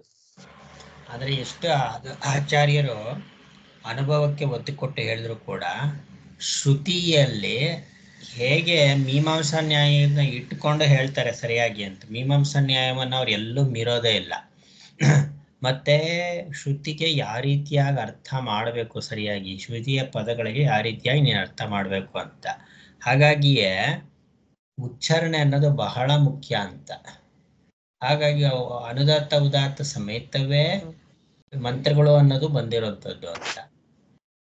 ಇನ್ನೊಂದು ಉದಾಹರಣೆ ಕೊಟ್ಟಿದ್ರಲ್ಲ, ಮಿತ್ರ ಅಂತ ಮಿತ್ರ ಅನ್ನೋದು 2 ಅರ್ಥ ಬರುತ್ತೆ ಅಂತ. ಈ ಶ್ರುತಿ ಹೇಳ್ಬೇಕಾದ್ರೆ ವೇದ ಪಠನೆ ಮಾಡ್ಬೇಕಾದ್ರೆ ಅನುದಾತ್ತ ಉದಾತ್ತ ಇರುತ್ತಲ್ಲ. ನಾನು ಯಾವಾಗ್ಲೂ ವೇದ ಕ್ಲಾಸ್ ಹೋಗ್ಬೇಕಾದ್ರೆ ಅನ್ಕೊಂತಿದ್ದೆ ಇದ್ ಏನಕ್ಕಿದೆ, ಇದನ್ ಬದಲಾಯಿಸಬಾರ್ದಾ ಅಂತ. ನನ್ಗೂ ಆಮೇಲೆ ಗೊತ್ತಾಗಿದ್ದು ಆ ಅನುದಾತ್ತ ಉದಾತ್ತಗಳಿಂದನೇ ಈ ರೀತಿ ಸಮಾಸ ಇದೆ, ಈ ರೀತಿ ಸಂಧಿಯಿಂದ ಬಿಡಿಸ್ಬೇಕು ಅಂತ ಗೊತ್ತಾಗದು. ಈಗ ಮಿತ್ರ ಅಂದ್ರೆ ಸೂರ್ಯನಿಗೆ ಒಂದ್ ಹೆಸರು ಮಿತ್ರ ಆಗತ್ತೆ, ಗೆಳೆಯನ ಹೆಸರು ಮಿತ್ರ ಆಗತ್ತೆ. ಸೊ ಗುರುಗಳು ಹೇಳಿದ್ದು ಮಿತ್ರ ಅನ್ನೋದನ್ನ ನಾನು ಅನುದಾತ್ತ ಅಂದ್ರೆ ಲೋಯರ್ ಪಿಚ್ ಅಲ್ಲಿ ಹೇಳ್ದಾಗ ಅದು ಸೂರ್ಯ ಆಗ್ತಾನೆ. ಅದೇ ನಾನು ನಾರ್ಮಲ್ ಪಿಚ್ ಅಲ್ಲಿ ಹೇಳ್ದಾಗ ಸ್ನೇಹಿತ ಆಗ್ತಾನೆ. ಅನುದಾತ್ತದಲ್ಲಿ ಹೆಂಗ್ ಹೇಳೋದು ಮಿತ್ರ ಅಂತ? ಮಿತ್ರ ಅಂದ್ರೆ ಕೆಳಗಡೆ ಹೇಳ್ಬೇಕು, ಬೇರೆ ಅಕ್ಷರಗಳಿಗಿಂತ ಆ ಮಿತ್ರ ಅನ್ನೋದನ್ನ ಕೆಳಗಡೆ ಹೇಳ್ಬೇಕು, ಆವಾಗ ಸೂರ್ಯ ಆಗ್ತಾನೆ. ಸಾಮಾನ್ಯವಾಗಿ ಬಳಸಿದಾಗ ಮಿತ್ರ, ಆ ಒಂದು ಸ್ವರದಲ್ಲಿ ಅನುದಾತ್ತ ಸ್ವರದಲ್ಲಿ ಬಂದಾಗ ಅವಾಗ ಸೂರ್ಯ ಅಂತ ಆಗ್ತಾನೆ ಅಂತ ಅಂದ್ಬಿಟ್ಟು. ಸೊ ಪದ ಬಳಕೆಯಲ್ಲಿ ವ್ಯತ್ಯಾಸ ಆದ್ರೆ ಏನಾಗುತ್ತೆ ಅಂತ ಇವನು ಇಂದ್ರಶತ್ತು ವರ್ಧಸ್ವ. ತ್ರಷ್ಟೃ ತಾನೆ ಅವನು ಋಷಿ. ಹೌದು, ತ್ವಷ್ಟೃ. ಅವ ಇಂದ್ರನನ್ನ ನಾಶ ಮಾಡೋಂತಾನು ಇಂದ್ರನಿಂದ ನಾಶ ಪಡಲ್ಪಡೋದನ್ನ ಆಗೋಗ್ಬಿಟ್ರೆ ಎಷ್ಟು ವ್ಯತ್ಯಾಸಗಳಾಗ್ಬಿಡುತ್ತೆ ಅಂತ. ಆ ಛಾಂದೋಕ್ಯ ಉಪನಿಷತ್ತಲ್ಲಿ ಬಂದಿದೆಯಲ್ಲ, ಒಂದು ಉಪಾಸನೆ ಸರಿಯಾದಂತ ಉಚ್ಚಾರಣೆ ಮಾಡಿದ್ರೇನೆ ಅದಕ್ಕೆ ಫಲ ಇದೆ, ಸ್ವರ್ಗ ಫಲ ಇದೆ. ಆದ್ರೆ ಆ ಉಚ್ಚಾರಣೆ ಎಷ್ಟು ಪ್ರಾಮುಖ್ಯತೆ ವಹಿಸುತ್ತೆ ಇಲ್ಲಿ ಅಂತ. ಇವಾಗ ಹೆಂಗೋ ಭಾಷೆ ಬಳಸ್ತಾರೆ ಬಿಡ್ರಿ, ಅರ್ಥ ಆದ್ರೆ ಸಾಕು, ಅದು ಬೇರೆ. ನೀನ್ ಆಡು ಭಾಷೆ ಬೇರೆ ಇರುತ್ತೆ, ನೀನ್ ಹೇಳೋ ಭಾಷೆ ಬೇರೆ ಇರುತ್ತೆ, ಅದು ಬೇರೆ. ಅದಿರ್ಲಿ, ಇವಾಗ ಧಾರವಾಡದಲ್ಲಿ ಕವಿಗಳೇ ಹೆಚ್ಚಿಗೆ ಇರೋಂಥದ್ದು, ಆದ್ರೆ ಧಾರವಾಡ ಒಂದು ಇದೇ ಬೇರೆ, ಶೈಲಿನೇ ಬೇರೆ. ಮರಾಠಿ ಮಿಕ್ಸ್ ಇದೆ, ಹಿಂದಿ ಮಿಕ್ಸ್ ಇದೆ, ಮತ್ತೆ ಬೇರೆ ಬೇರೆ ಎಲ್ಲಾನು ಬೇರೆ ಥರನೇ ಬಳಸ್ತಾರೆ ಅದು. ಆದರೆ ನೀನು ಭಾಷೆ ಅಂತ ಹೇಳಿದಾಗ ಸ್ಕೂಲಲ್ಲಿ ನೀನು ಭಾಷೆ ಅಂತ ಕಲಿಸ್ಕೊಟ್ಟಾಗ ಅದು ಬರಲ್ಲ. ಅದು ಕವಿಗಳು ಬಂದಾಗ, ಕವಿತ್ವ ಬಂದಾಗ ಅಲ್ಲಿ ಆ ರೀತಿಯಾಗೂ, ಇವಾಗ ದರ ಬೇಂದ್ರೆ ಅವ್ರದ್ದು ಬೇರೆ ಯಾರದೇ ಆಗಲಿ ಅಲ್ಲಿ ಅದನ್ನು ತಂದಿರಲ್ಲ, ಧಾರವಾಡ ಭಾಷೆನೆಲ್ಲ ಹಾಕಿರಲ್ಲ. ಆದ್ರೆ ಮಾತಾಡೋದು ಧಾರವಾಡ ಭಾಷೆ ಮಾತಾಡ್ತಾರೆ, ಆದರೆ ಇಲ್ಲಿ ತರಬಾರ್ದು ಅದನ್ನು ಅಂತ. ಹಾಗಾಗಿ ಏನ್ ನಮ್ ಗಂಡು ಭಾಷೆ ಅದು ಇದಂತ ಏನಾದ್ರು ಹೇಳ್ಕೊಳ್ಳಿ, ಅದು ಇರ್ಬೋದು, ನೀನ್ ಬಳಸ್ಕೋ ಅದನ್ನ.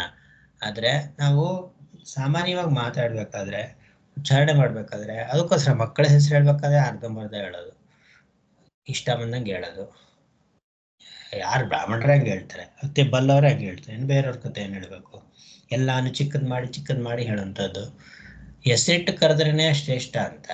ಯಾಕೆ ಜ್ಯೋತಿಷ ನೋಡ್ತೀವಿ, ಮತ್ತೆ ಪುರಾಣತೆ ಎಲ್ಲ ನೋಡ್ಕೊಂಡು ಯಾಕೆ ಹೆಸರು ಇಡ್ತೀವಿ ನಾವು? ಇಂಥ ಹೆಸರೇ ಬೇಕು ಅಂತ ಯಾಕೆ ಹೇಳ್ತೀವಿ? ಅಂತ ಹೆಸರು ಇಡೋದು ಅವ್ರು ಕರೀತಾರೆ ಅಂಥದ್ದು. ಆದರೆ ಎಷ್ಟು ಮುಖ್ಯ, ಉಚ್ಚಾರಣೆ ಎಷ್ಟು ಮುಖ್ಯ, ಬಳಕೆ ಎಷ್ಟು ಮುಖ್ಯ ಅನ್ನೋದು ಇಲ್ಲಿ ತೋರಿಸ್ತಾರೆ, ಅಲ್ಲಿಂದ ಹಿಡಿದು ಇಲ್ಲಿವರೆಗೂ ಅಂತ. ಅರ್ಥ ವ್ಯತ್ಯಾಸಗಳು ಎಷ್ಟು ಚೆನ್ನಾಗಿ ಆಗುತ್ತೆ. ಈ ಗೊತ್ತಿರೋರು, ವಸ್ತು ಪ್ರಪಂಚನ ಗೊತ್ತಿಲ್ಲದೆ ಇರೋರು ಅಂತ ಏನಲ್ಲ, ಈಗೀಗ ಅರ್ಥ ಮಾಡ್ಬೋದು ಅಂದ್ರೆ ಏನು ಕಾರಣಕ್ಕಾಗಿ ಅಂತ. ಅದಕ್ಕೆ ಸರಿಯಾದಂಥ ಒಂದು ಚೌಕಟ್ಟು, ಯಾವ ರೀತಿಯಾಗಿ ಅರ್ಥ ಮಾಡಬೇಕು ಅನ್ನೋದನ್ನ ಇಲ್ಲಿ ತೋರಿಸ್ತಾ ಇರೋದು. ಮುಂದುವರ್ಸ. ರಘು, ಮೀಮಾಂಸಾ ನ್ಯಾಯ ಅಂದ್ರೆ ಒಂಚೂರು ಎಕ್ಸ್ಪ್ಲನೇಷನ್ ಬೇಕು ನನಗೆ. ಅಲ್ಲ, ಮೀಮಾಂಸಾ ನ್ಯಾಯ ಅಂತಂದ್ರೆ ಏನಿಲ್ಲ, ಇವಾಗ ಇದು ವೇದಗಳಿಗೆ ಯಾವ ರೀತಿಯಾಗಿ ಅರ್ಥ ಮಾಡಬೇಕು ಅಂತ. ಅಂದ್ರೆ ಮೀಮಾಂಸಕರು ಅಂತ, ಮೀಮಾಂಸಾ ನ್ಯಾಯ ಅಂತಂದಾಗ ಅಲ್ಲಿ ಸೂತ್ರಗಳಿರುತ್ತೆ. ಇವಾಗ ಯಾವ ರೀತಿ ನಿರ್ಣಯ ಮಾಡಬೇಕು, ಇವಾಗ ವೇದವಾಕ್ಯಗಳು ಹೀಗಿದ್ದಾಗ ಇದಕ್ಕೆ ಹೇಗೆ ಅರ್ಥ ನಿರ್ಣಯ ಮಾಡಬೇಕು, ಹೇಗೆ ಬಿಡಿಸ್ಕೊಳ್ಬೇಕು ಅಂತ. ಅದ್ರದ್ದು ಒಂದು ಇದು ಪಾಠ ಅದು. ಇವಾಗ ಹೇಳ್ತಾರಲ್ಲ ಏನೋ ಷಡ್ಶಾಸ್ತ್ರ ಅಂತ ಅಂದಾಗ ಅದ್ರಲ್ಲಿ ಮೀಮಾಂಸವು ಒಂದು. ಅಂದ್ರೆ ವ್ಯಾಕರಣ, ಮೀಮಾಂಸಾ, ನ್ಯಾಯ ಅಂತಲೇ ಹೇಳ್ತಾರಲ್ಲ, ಅಂದ್ರೆ ಶ್ರುತಿಗೆ ಅರ್ಥ ಮಾಡ್ಬೇಕಾದ್ರೆ ಅಂತ. ಅಂದ್ರೆ ಬ್ರಹ್ಮಜ್ಞಾನಕ್ಕಿದ್ ಬೇಕಾದ್ರೆ ಚೆನ್ನಾಗಿ ತಿಳ್ಕೊಳ್ಳಿ, ಅದನ್ನ ತಿಳ್ಕೊಳ್ಳಿ. ಬ್ರಹ್ಮಜ್ಞಾನಕ್ಕೆ ಮೀಮಾಂಸ ಗೊತ್ತಿರ್ಬೇಕು ಅಂತ ಅಲ್ಲ, ವ್ಯಾಕರಣ ಗೊತ್ತಿರ್ಬೇಕು ಅಂತ ಅಲ್ಲ. ಆದ್ರೆ ಶ್ರುತಿ ವಾಕ್ಯಗಳಿಗೆ ನೀವು ಅರ್ಥವನ್ನ ನೀನ್ ಹೇಳ್ತೀಯಾ ಅಂತ ಇದ್ರೆ, ನೀನ್ ಬ್ರಹ್ಮಜ್ಞಾನಿ ಆದ್ರಿಂದ ನಾನು ಶ್ರುತಿ ಅರ್ಥ ಮಾಡ್ಬೋದು. ಆದ್ರೆ ಬಿಡಿಸಿ ಮಾಡ್ಬೇಕು ಅಂತಂದವಾಗ ಆ ಮೀಮಾಂಸಾ ನ್ಯಾಯ ಚೌಕಟ್ಟಿನಲ್ಲಿ ಇರ್ಲೇಬೇಕಾಗತ್ತೆ. ನೀನು ಹೀಗೀಗ್ ಬಿಡಿಸ್ಕೊಳ್ಬೇಕು ಅಂತ, ಅದು ಮೀಮಾಂಸಾ ನ್ಯಾಯ ಅಂತ. ಈ ಪದಗಳು ಇಲ್ಲಿ ಬಂದಾಗ ಈ ರೀತಿ ಅರ್ಥ. ಇವಾಗ ಹೇಳಿದ್ರಲ್ಲ, ಮಿತ್ರ ಅಂತ ಬಂದಾಗ ಅನುದಾತ್ತ ಉದಾತ್ತ ಪ್ರಕಾರ ಬಳಸಿದಾಗ ಹೀಗೆ ಅರ್ಥ ಮಾಡಬೇಕು, ಇಲ್ಲಿ ಹಾಗೆ ಅರ್ಥ ಮಾಡಬೇಕು ಅಂತ. ಯಾವುದಕ್ಕೆ ಏನು ಅರ್ಥ ಬರುತ್ತೆ, ಎಲ್ಲಿ ಹೇಗೆ ಬಿಡಿಸ್ಕೊಂಡ್ರೆ ಹೇಗೆ ಆಗುತ್ತೆ, ಅದು ನ್ಯಾಯ. ಇವಾಗ ಅಂದ್ರೆ ಸಂದಿಗ್ಧ ಪರಿಸ್ಥಿತಿ ಬಂದಾಗ, ಸಂದಿಗ್ಧ ಅಂತಂದ್ರೆ ಏನು, ನಿರ್ಣಯ ಹೇಗೆ ಮಾಡ್ಬೇಕು ಅರ್ಥಕ್ಕೆ ಅಂತ. ಇದು ವ್ಯಾಕರಣ ಬಳಸಿ ಹೆಂಗೋ ಬರೆದಿರುತ್ತೆ ಸರಿ. ಅದು ಅಂದ್ರೆ ಎಷ್ಟೋ ವಿರುದ್ಧಾರ್ಥವಾಗಿ ಅರ್ಥ ಮಾಡ್ಕೊಳ್ಳೋಂಥ ಪ್ರಸಂಗಗಳು ಬಂದ್ಬಿಡುತ್ತೆ.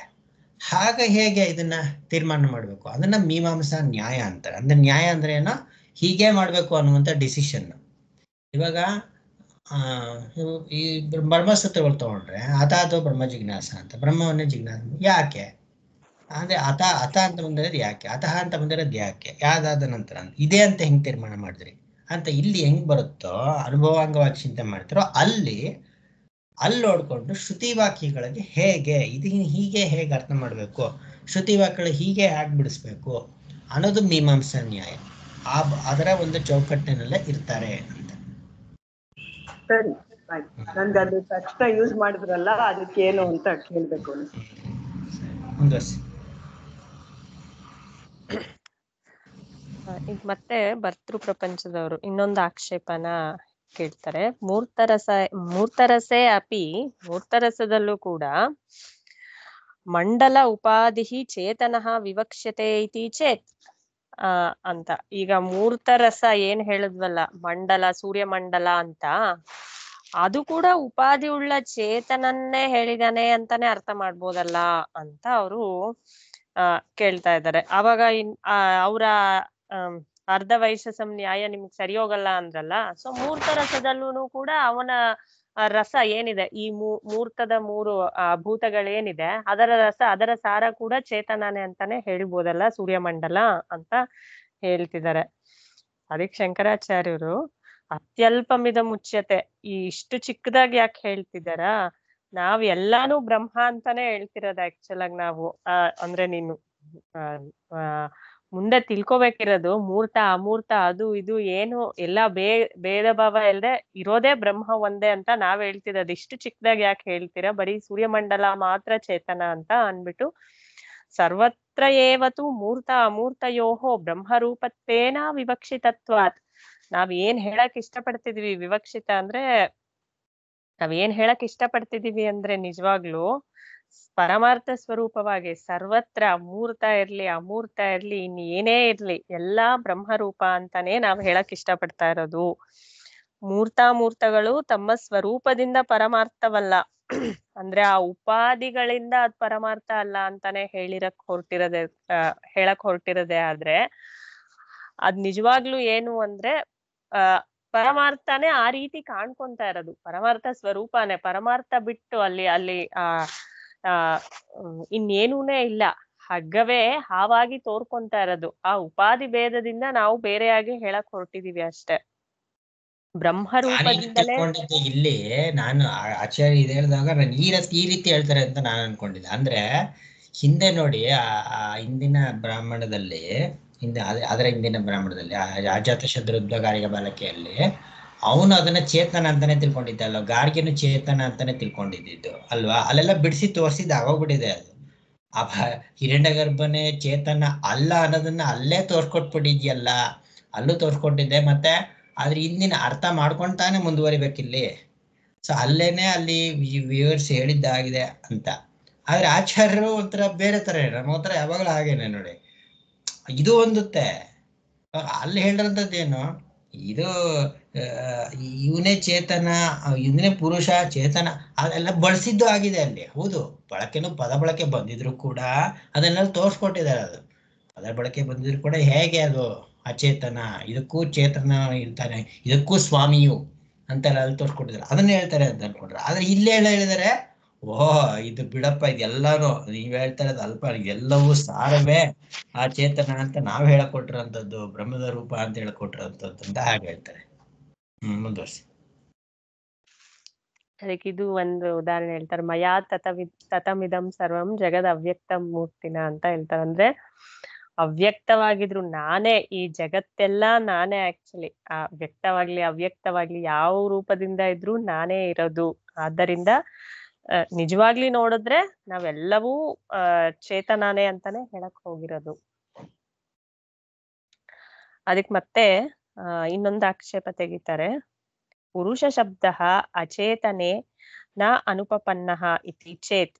ಈಗ ಪುರುಷ ಅಂತ ಏನು ಸೂರ್ಯಮಂಡಲ ಅಂತರ್ಗತ ಪುರುಷ ಅಂತ ಆ ಮಂತ್ರದಲ್ಲೇ ಪುರುಷ ಶಬ್ದ ಉಪಯೋಗಿಸಿದಾರಲ್ಲ, ಪುರುಷ ಶಬ್ದನ ಅಚೇತನಕ್ಕೆ ಹೆಂಗ್ ಹೇಳಕ್ಕಾಗತ್ತೆ?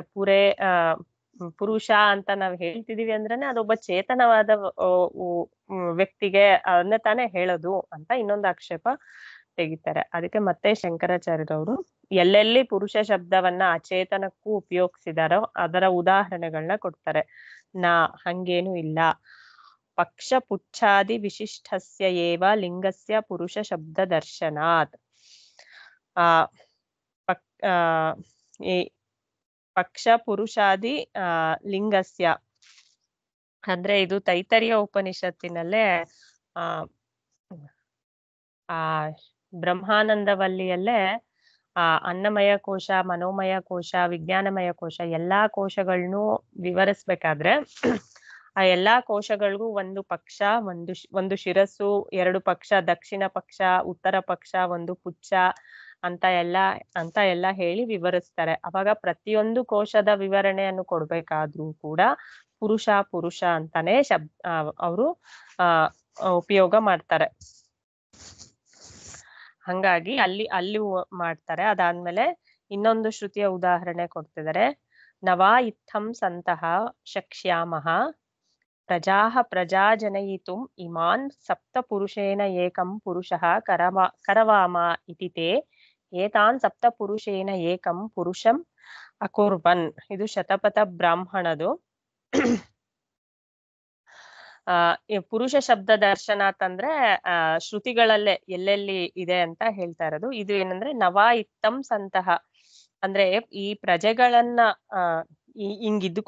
ಹೀಗಿದ್ದುಕೊಂಡು ಪ್ರಜೆಗಳನ್ನಂಟ ಉಂಟು ಮಾಡೋದಕ್ಕೆ ಅದು ಶಕ್ತಿ ಇರಲ್ಲ. ನ ಶಕ್ಷ್ಯಾಮಃ ಅದಕ್ಕೆ ಪ್ರಜೆಗಳನ್ನ ಪ್ರಜನಯಿತು ಅಂದ್ರೆ ಹುಟ್ಟಿಸೋದಕ್ಕೆ ಹಿಂಗಿದ್ದಾಗ ಶಕ್ತಿ ಆಗೋದಿಲ್ಲ. ಆದ್ದರಿಂದ ಸಪ್ತ ಪುರುಷೇನ ಏಕಂ ಪುರುಷ, ಈ 7 ಪುರುಷರನ್ನು ಒಬ್ಬ ಪುರುಷನನ್ನಾಗಿ ಮಾಡೋಣ ಅಂತ ಶತಪಥ ಬ್ರಾಹ್ಮಣದಲ್ಲೇ ಇರೋದು. ಅಂದ್ರೆ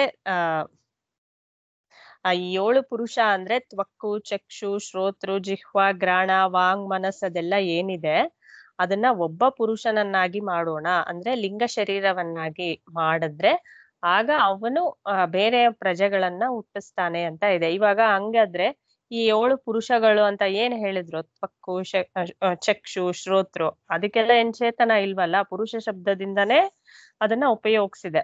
ಆದ್ರೆ ಅದ್ ಯಾವ್ದಕ್ಕೂ ಚೇತನ ಏನು ಇಲ್ವಲ್ಲ. ಈಗ ಲಿಂಗ ಶರೀರ ಅಂದ್ರೆ ಸೂಕ್ಷ್ಮ ಶರೀರ ಅಂದ್ರೆ ಈಗ ಅದಕ್ಕೂ ಏನ್ ಚೇತನ ಇಲ್ಲ. ಜೀವನಿಗೆ ಚೇತನ ಇದೆಯೇ ಹೊರ್ತು ಮನಸ್ಸು ಅದು ಎಲ್ಲ ಚೇತನ ಇಲ್ಲ. ಈ ಚೇತನ ಕರ್ಮೇಂದ್ರಿಯಗಳ ಮೇಲೆ ಬಿದ್ದಾಗ ಅವನ್ ಕೆಲ್ಸ ಮಾಡ್ತಾನೆ. ಅದೇ ಜ್ಞಾನೇಂದ್ರಿಯಗಳ ಮೇಲ್ ಬಿದ್ದಾಗ ಜ್ಞಾನ ಆಗತ್ತೆ. ಆ ಚೇತನ ಯಾವ್ದ್ರ ಮೇಲ್ ಬೀಳುತ್ತೋ ಅದು ಕೆಲ್ಸ ಮಾಡೋದ್ರಿಂದ ಆ ವಸ್ತು ಚೇತನವಾಗಿ ಕಾಣ್ಬೋದು. ಇವಾಗ ಬೆಳಕು ಒಂದು ಕನ್ನಡಿಯಿಂದ ಇನ್ನೊಂದು ಕನ್ನಡಿಗೆ ಬಿದ್ದು ಆ ಕನ್ನಡಿ 2ನೇ ಕನ್ನಡಿಯಿಂದ ನಮಗ್ ಬೆಳಕ್ ಬರ್ತಾ ಇದೆ ಅಂದಾಕ್ಷಣಕ್ಕೆ 2ನೇ ಕನ್ನಡಿ ಅಲ್ವಲ್ಲ ಚೇತನ. ನಿಜವಾಗ್ಲೂ ಬೆಳಕು ಎಲ್ಲಿದೆಯೋ ಆ ಬೆಳಕು ತಾನೇ ಚೇತನ ಅಂತ ಈ ಶತಪಥ ಬ್ರಾಹ್ಮಣದ ಉದಾಹರಣೆಯನ್ನ ಕೊಡ್ತಾ ಇದಾರೆ. ಇತ್ಯಾದವು ಅಂತ ಅನ್ನರಸಮಯಾದಿಷು ಚ ಶ್ರುತ್ಯಂತರೇ ಪುರುಷ ಶಬ್ದ ಪ್ರಯೋಗಾತ್. ಇದೇ ತೈತರಿಯ ಉಪನಿಷತ್ತಿನಲ್ಲೇ ಅನ್ನರಸಮಯಾದಿಷು ಅನ್ನಮಯ ಕೋಶ ಬೇರೆ ಬೇರೆ ಕೋಶಗಳಲ್ಲೂ ಕೂಡ ಪುರುಷ ಶಬ್ದವನ್ನೇ ಹೇಳಿದೆ. ಇತಿ ಅಧಿದೈವತಂ ಇತಿ ಉಕ್ತಃ ಉಪಸಂಹಾರಃ.